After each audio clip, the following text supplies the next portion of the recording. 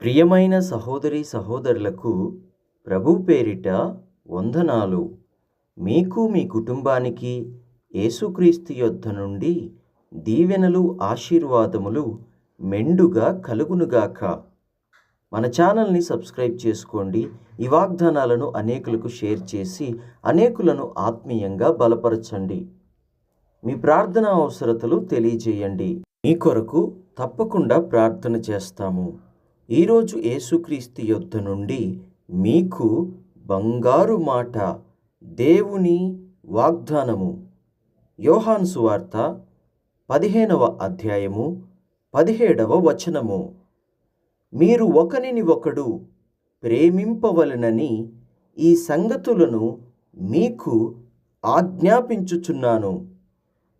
వింటున్న ప్రియ సహోదరి సహోదరులారా, మొట్టమొదటిగా మీ పట్ల, మనందరి పట్ల దేవుని చిత్తం ఏమై ఉన్నది అంటే, మనము ప్రేమ కలిగి ఉండాలి అనేది దేవుని చిత్తం. ఒకరిని ఒకరు ప్రేమించుకోవాలి, ఒకరిని ఒకరు గౌరవించుకోవాలి. ఇది ఏ ప్రేమ? ఇది మనుషుల ప్రేమ కాదు, ఇది లోకపు ప్రేమ కాదు, ఇది దేవుని ప్రేమ, పరిశుద్ధమైన ప్రేమ, పవిత్రమైన ప్రేమ, నీతి నిజాయితీ కలిగినటువంటి ప్రేమ. ఆ ప్రేమ కలిగి మనము జీవించాలన్నది దేవుని చిత్తము. మీరు ఒకరిని ఒకరు ప్రేమించుకోవాలి అని దేవుడు మాట్లాడుతున్నాడు కదా. సహోదరి సహోదరులారా, నీ అన్న మీద నీకు కోపం, నీ తమ్ముడి మీదనే నీకు కోపం, నీ కుమారుడి మీదనే నీకు కోపం, నీ తండ్రి మీదనే నీకు కోపం. అది దేవుడి చిత్తమా? అది దేవుడి చిత్తము కాదు. అదేమిటంటే అది నీ ఇష్టము. దేవుడి చిత్తం ఏమిటి అంటే, ఒకరిని ఒకరు ప్రేమించుకునేవారిగా ఉండాలి, ఒకరిని ఒకరు గౌరవించుకునేవారిగా ఉండాలి.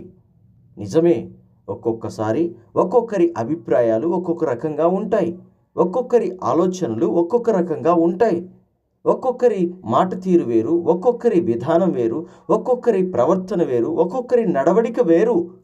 అయినప్పటికీ దేవుడు అంటున్నాడు, మీరు ఒకరిని ఒకరు ప్రేమించుకోవాలి అని. నిజమే కదా. ఒక ఇంట్లో ఒక తండ్రికి 4 కుమారులు ఉంటే, ఆ 4 కుమారులలో ఒక్కొక్కడి ప్రవర్తన ఒక్కొక్క రకంగా ఉంటుంది, ఒక్కొక్కడి ఆలోచన ఒక్కొక్క రకంగా ఉంటుంది. పెద్దవాడిది ఒక ఆలోచన, అతని తర్వాత ఉన్నవాడిది మరొక ఆలోచన, అతని తర్వాత ఉన్నవాడిది మరొక ఆలోచన, చివరిగా ఉన్నవాడిది మరొక ఆలోచన. ఎందుకంటే వయసులో తేడా ఉంటుంది, జ్ఞానంలో తేడా ఉంటుంది, తెలివిలో తేడా ఉంటుంది. ఎవరి వయసుకు తగినట్టుగా వారి ఆలోచనలు ఉంటాయి, ఎవరి తెలివికి తగినట్టుగా వారి ఆలోచనలు ఉంటాయి, ఎవరికి అనుకూలమైనటువంటి విధానాలలో వారి ఆలోచనలు ఉంటాయి. అయినంత మాత్రాన సహోదరుణ్ణి అంతగా ద్వేషించాల్సిన అవసరం లేదు, సహోదరుణ్ణి అంతగా దూషించాల్సినటువంటి అవసరము లేదు. దేవుడికి మన పట్ల చిత్తం ఏమిటి అంటే, ఆయన చిత్తం మన పట్ల ఏమిటి అంటే, ఒకరిని ఒకరము ప్రేమించుకోవాలి. పరిశుద్ధమైన ప్రేమ కలిగి మనము ఒకరిని ఒకరం ప్రేమించుకోవాలి. ఒక్కొక్క ఇంట్లో అత్త కోడలకే పడదు, ఒక్కొక్క ఇంట్లో తల్లి కూతురికే పడదు, ఒక్కొక్క ఇంట్లో ఆడబిడ్డలకు వదినమ్మలకి పడదు. అలా ఉండొద్దు, అలా ఉండొద్దు అని దేవుడు సెలవిస్తున్నాడు. ఒకరిని ఒకరు ప్రేమించుకోవాలి.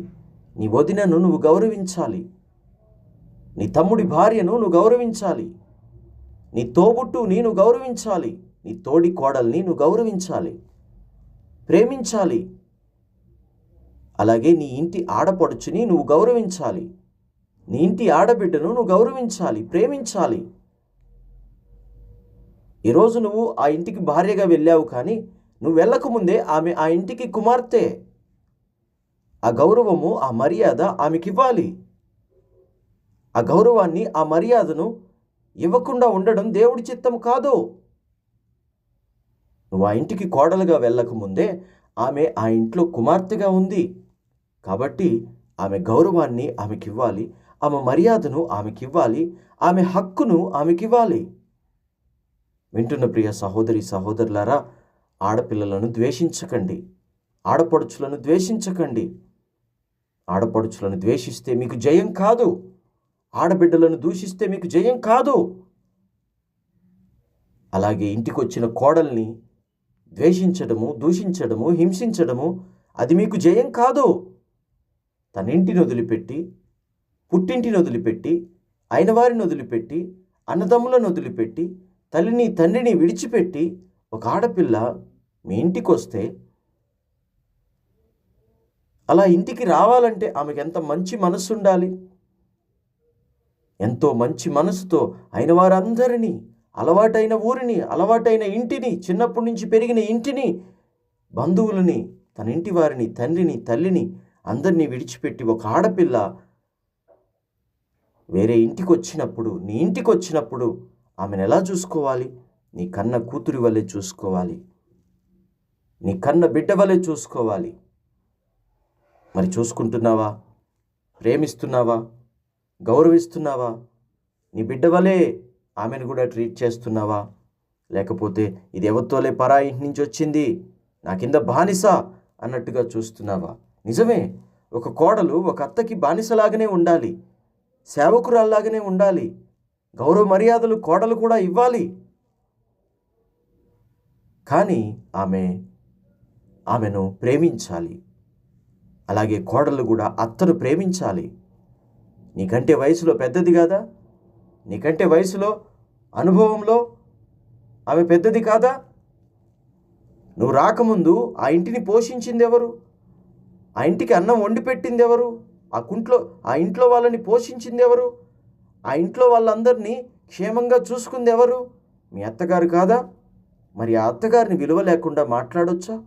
ఆ అత్తగారిని తీసేసినట్టుగా మాట్లాడొచ్చా? ఆమె గౌరవ మర్యాదలు ఆమెకి ఇవ్వొద్దా? వయసులో పెద్దది కాదా? అనుభవంలో పెద్దది కాదా? నీ భర్తను కన్నది ఆమె కాదా? నీ భర్తను పెంచింది ఆమె కాదా? ఇంతవరకు కుటుంబాన్ని చక్కబెడుతూ వచ్చింది ఆమె కాదా? అటువంటి అత్తకు మర్యాద లేకుండా మాట్లాడితే ఎలా? విలువ లేకుండా మాట్లాడితే ఎలా? మామకు విలువ లేకుండా మాట్లాడితే ఎలా? ఆ ఇంటికి ఎన్నో కష్టాలలో, నష్టాలలో, ఇరుకుల్లో, ఇబ్బందుల్లో తాను తిన్నాడో, తినలేదో, పస్తున్నాడో, ఏం చేశాడో, కానీ ఆ ఇంటిని, ఆయన కన్న బిడ్డలను ఏ లోటు లేకుండా పోషించుకుంటూ వచ్చాడు. తనకున్న స్థితిలోనే, తనకు కలిగిన స్థితిలోనే పోషించుకుంటూ రాలేదా? పోషించుకుంటూనే వచ్చాడు ఆ తండ్రి. అలాంటిది ఈరోజు మీ భర్త ఉద్యోగం చేస్తున్నాడని, బాగా సంపాదిస్తున్నాడని, బాగా లాభాలు వస్తున్నాయని, వ్యాపారం బాగా జరుగుతుందని అత్తను లెక్క లేకుండా మాట్లాడడము, మామని లెక్క లేకుండా మాట్లాడడము మంచిది కాదు. అది దీవెన కాదు, అది ఆశీర్వాదం కాదు. పెద్దవాళ్ళకు లోబడాలి. వారికి ఇవ్వవలసినటువంటి గౌరవ మర్యాదలు వారికి ఇవ్వాలి. అన్నదమ్ములు ప్రేమ కలిగి ఉండాలి. అక్కా చెల్లెళ్ళు ప్రేమ కలిగి ఉండాలి. వదిన మరదలు ప్రేమ కలిగి ఉండాలి. ఆడపడుచులను ప్రేమగా చూసుకోవాలి. వదినలకు గౌరవం ఇవ్వాలి. ఆమె పుట్టింటిని వదిలిపెట్టి వచ్చింది ఆ ఇంటికి, గౌరవ మర్యాదలు ఇవ్వాలి.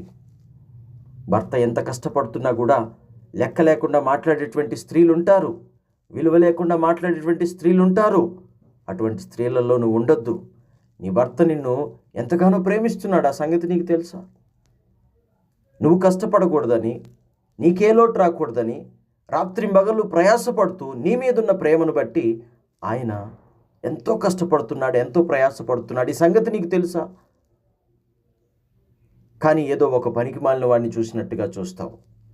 ఆరోగ్యం సరిగా లేదని, నీతో సరిగా ఉండటం లేదని భర్తని విలువ లేకుండా, లెక్క లేకుండా చూస్తావు. అది నీకు మంచిది కాదు, అది నీకు మేలు కాదు. ఆ భర్త ఎందుకు అంతలా ప్రయాసపడుతున్నాడు, ఎందుకు అంత కష్టపడుతున్నాడు, ఎందుకు నీతో సమయం గడపలేకపోతున్నాడంటే నీకు ఏ లోటు లేకుండా చూసుకోవాలన్నదే ఆ భర్త ప్రయాస. దాన్ని గ్రహించకుండా, దాన్ని అర్థం చేసుకోకుండా ఎటువంటి ఆలోచనలు చేస్తున్నావు నువ్వు? ఎటువంటి విధానంలో నడుస్తున్నావు నువ్వు? దేవుడు చూస్తున్నాడు, జాగ్రత్త. అలాగే భార్యను అర్థం చేసుకునే వాళ్ళు లేరు, ప్రేమించే వాళ్ళు లేరు. ఆ భార్య ఎంత కష్టపడుతుంది, ఎంత ప్రయాసపడుతుంది, ఆ ఇంటిని ఎంత పోషిస్తుంది. పెందలకడ లేచి, పెందలకడని ఇంటి పనులన్నీ చక్కబెట్టి, బిడ్డలకు భోజనం తయారు చేసి, నీకు భోజనం తయారు చేసి, మిమ్మల్ని అందరినీ సిద్ధపరిచి, మీకు సమయానికి బట్టలు, బూట్లు అన్నీ శుభ్రంగా ఏం కావాలో అవి అందించేసి ఆమె భోజనం చేసేసరికి ఒక్కొక్కసారి ఏ టైం అవుతుందో మీకు తెలుసా? 12 అవుతుంది, ఒక్కొక్క రోజు 1 గంట అవుతుంది, ఒక్కొక్క రోజు 2 అవుతుంది, ఒక్కొక్క రోజు 3 అవుతుంది. ఇంకా గుణవతి బుద్ధిగల స్త్రీ తన ఇంటి పనిలో పడిపోయి తన అన్నం తిన్నదో లేదో కూడా గుర్తు లేకుండా పనిచేస్తూ ఉంటుంది. ప్రియ సహోదరి సహోదరులారా, ఒక్కొక్కరు ఈ విధంగా ప్రయాసపడుతున్నారు, ఒక్కొక్కరు ఈ విధంగా కష్టపడుతూ ఉన్నారు, ఒక్కొక్కరు ఈ విధంగా ముందుకెళ్తూ ఉన్నారు. కాబట్టి అందరం కూడా ప్రేమ కలిగి ఉండాలి. దైవజనులను ప్రేమిస్తున్నారా? నీ ప్రార్థన అవసరం తెలియజేయగానే దేవుడి సన్నిధిలో మోకరించి నీ కొరకు దైవజనుడు ఎంత గోజాడుతాడో తెలుసా? ఎంతలా దేవుణ్ణి వేడుకుంటాడో తెలుసా? నువ్వెవరు? నీకు ఆయనకి ఏంటి సంబంధం? బంధువు కాదు, బ్లడ్ రిలేషన్ కాదు, ఏమీ లేకపోయినప్పటికీ నీ ప్రార్థన అవసరం తెలియజేయగానే దేవుని సన్నిధిలో మోకరించి, ప్రభువా అదిగో ఆమె ఇటువంటి పరిస్థితిలో ఉన్నదట, ఆయన ఇటువంటి పరిస్థితిలో ఉన్నారట, వారి కుటుంబం ఇలా అట, వారి కుటుంబం అలా ఉన్నదట, కష్టాల్లో ఉన్నారంట, ఇరుకుల్లో ఇబ్బందుల్లో ఉన్నారు ప్రభువా, వారిని విడిపించు ప్రభువా, వారిని బయటికి తీసుకురా ప్రభువా అని దైవ సేవకుని కుటుంబము మీ కొరకు ఎంత ప్రార్థన చేస్తారో తెలుసా? మరి దైవ సేవకుల్ని ప్రేమిస్తున్నారా? దైవ సేవకుల్ని గౌరవిస్తున్నారా? దైవ సేవకుల గురించి జోకులు వేసుకుంటున్నారా? దైవ సేవకుల గురించి లెక్క లేకుండా మాట్లాడుతున్నారా? అది మంచిది కాదు, అది ఆశీర్వాదం కాదు. దైవజనులను ప్రేమించాలి, దైవజనులను గౌరవించాలి. అది మీకు ఆశీర్వాదం, అది మీకు దీవెన. కాబట్టి వింటున్న నా ప్రియ సహోదరి సహోదరులారా, ప్రతి ఒక్కరితో ప్రేమ కలిగి ఉండాలి. ఎటువంటి ప్రేమ? దేవుని ప్రేమ కలిగి ఉండాలి, పరిశుద్ధమైన ప్రేమ కలిగి ఉండాలి. కాబట్టి ఈరోజు నుంచైనా ఒకరిని ఒకరు ప్రేమిస్తూ, ఒకరిని ఒకరు గౌరవిస్తూ నీ కుటుంబంలో క్రీస్తు ప్రేమను చూపించండి. మీ బంధువుల మధ్య క్రీస్తు ప్రేమను చూపించండి. మూర్ఖులుంటారు, నిన్ను ద్వేషించే వాళ్ళు ఉంటారు, అయినా కూడా క్రీస్తు ప్రేమను చూపించండి. ఎందుకంటే యేసుక్రీస్తు సిలువలో ఏం చేశాడు? ఆయనను కొట్టిన వారిని కూడా ప్రేమించాడు, దూషించిన వారిని ప్రేమించాడు, గాయపరిచిన వారిని ప్రేమించాడు. తండ్రి, వీరేం చేయుచున్నారో వీరికి తెలీదు, క్షమించు ప్రభువా, క్షమించు తండ్రి అని ప్రార్థన చేశాడు. మనం క్రీస్తుని వెంబడించవలసిన వారము కాబట్టి, మన మాదిరి క్రీస్తే కాబట్టి మనము కూడా క్రీస్తు వలె వారిని క్షమిద్దాం, క్రీస్తు వలె వారిని ప్రేమిద్దాం. ప్రార్థన. తండ్రి, నీకు వందనాలు, స్తుతులు, స్తోత్రాలు నాయన. నా తోటి సహోదరుణ్ణే, నా తోబుట్టునే నేను ప్రేమించలేకపోతే ఎలా? నా అయిన వారినే నేను ప్రేమించలేకపోతే ఎలా? నిజమే ప్రభువా, జీవితంలో కొన్ని తప్పులు చేసి ఉండొచ్చు, పొరపాట్లు చేసి ఉండొచ్చు, నిందించి ఉండొచ్చు, దూషించి ఉండొచ్చు, అపార్థం చేసుకొని ఉండొచ్చు. అయినప్పటికీ కూడా ప్రభువా, నువ్వు ప్రేమించమంటున్నావు. ఎందుకంటే నిన్ను దూషించిన వారిని నువ్వు ప్రేమించావు, నిన్ను గాయపరిచిన వారిని నువ్వు ప్రేమించావు, నిన్ను బాధ పెట్టిన వారిని నువ్వు ప్రేమించావు. అలాగే మేము కూడా ప్రేమించాలి. మేము ప్రేమ కలిగి ఉండడం నీ చిత్తము. కాబట్టి నాయన, ఆ విధముగా ప్రేమ కలిగి ఉండుటకు మాకు మంచి మనసు దయచేయి. అందరినీ ప్రేమించేటువంటి మంచి మనసు దయచేయి. పరిశుద్ధమైన ప్రేమ కలిగి మేము జీవించేటువంటి మంచి మనసు మాకు దయచేసి నాయన, ఈ వాక్యం వింటున్న ప్రతి బిడ్డని కూడా మీరు ఆశీర్వదించి దీవించండి. ప్రతిదినము తప్పక ఈ వాక్యం వింటూ బలపడుతూ సాక్ష్యాలు చెప్తున్న వారి కుటుంబాలను ఆశీర్వదించండి. అలాగే ఈ దీనదాసుడు చేస్తున్న పరిచర్యను బలపరచాలని ఆశ కలిగి ఉన్న వారికి నాయన నీ కృప చూపి సహాయం చెయ్యమని యేసుక్రీస్తు శ్రేష్టమైన నామములో ప్రార్థిస్తూ ఉన్నాము తండ్రి. ఆమేన్. తండ్రి, కుమార, పరిశుద్ధాత్మ త్రియేక దేవుని ప్రేమ దీవెన ఈ రోజంతా మీకు, మీ కుటుంబానికి తోడై ఉండి చక్కగా నడిపించునుగాక. ఆమేన్.